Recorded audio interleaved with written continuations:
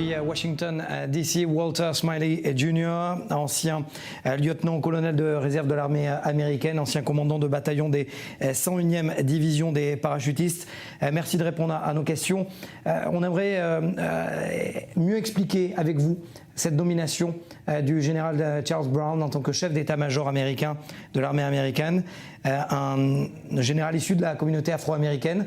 Est-ce que pour vous, c'est tard, ou mieux vaut tard que jamais, c'est 20 ans après la nomination de Colin Powell?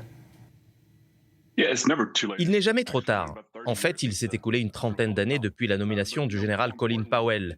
Mais vous savez, ce qui est encore plus important, c'est que cela prouve que nous essayons au moins d'être là au niveau du leadership pour représenter notre population. Vous savez, on aurait aimé que ça se produise plus tôt, et même si ce changement s'est fait progressivement, j'espère que ça ira plus vite à l'avenir. Est-ce que pour vous, le général Charles Brown est un exemple? Oui, il ne fait aucun doute qu'il constitue un exemple. Vous savez, il a une carrière très brillante. Vous voyez qu'il a été nommé chef d'état-major interarmée. Cela témoigne de la volonté de diversifier le leadership.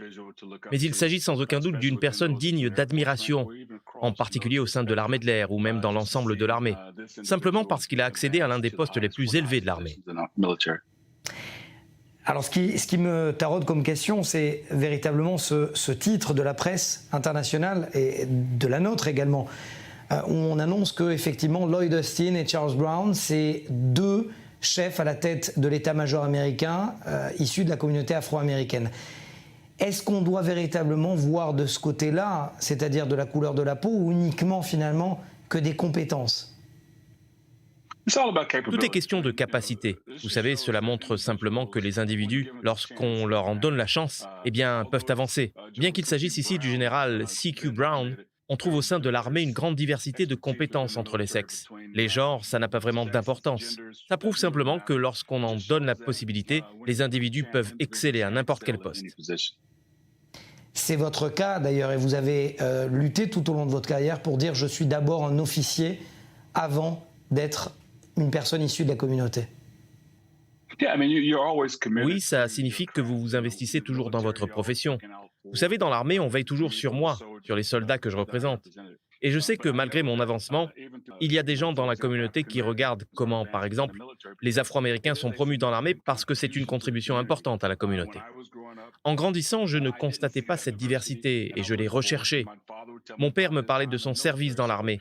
C'est pourquoi il est essentiel pour tout individu, pour sa communauté, de progresser. Nous sommes toujours des leaders.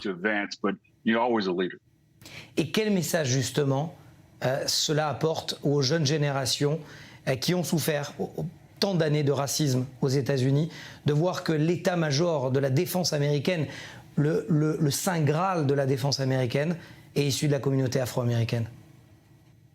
Vous savez, chaque fois que vous voyez un individu, en particulier un individu qui va passer à la télévision, il représentera le pays.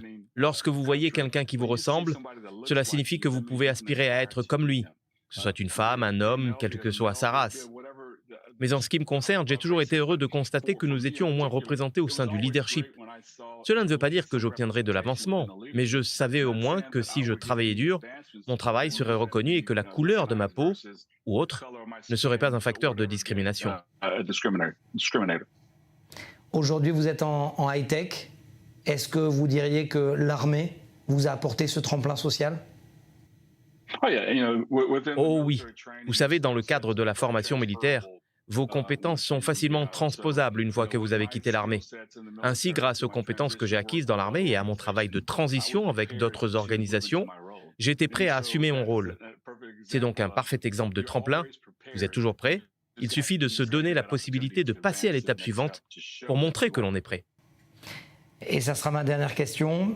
Vous savez, en Israël, on a eu un très mauvais exemple d'un chef d'état-major issu de l'armée de l'air qui n'a pas été aussi performant que ses prédécesseurs. Vous qui venez du terrain, justement, de l'infanterie, des parachutistes, est-ce que pour vous c'est un problème ou alors ça peut être une qualité, justement? Non, je veux dire, vous savez, les leaders sont des leaders. Vous savez, vos antécédents vous sont utiles.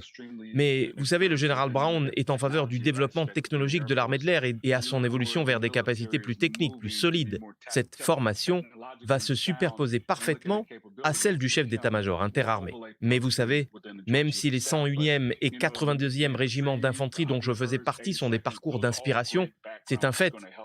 Mais vous savez, au sein de l'armée de l'air, des marines ou des autres corps d'armée, tout le monde est préparé. Une fois que vous avez atteint ce grade, vous êtes prêt à endosser ce rôle. Et bien évidemment, Israël en aura besoin puisque Israël et les États-Unis sont des alliés sécuritaires traditionnels et surtout face aux défis que pose l'Iran. Merci, lieutenant-colonel Walter Smiley Jr., d'avoir répondu à nos questions. Merci beaucoup.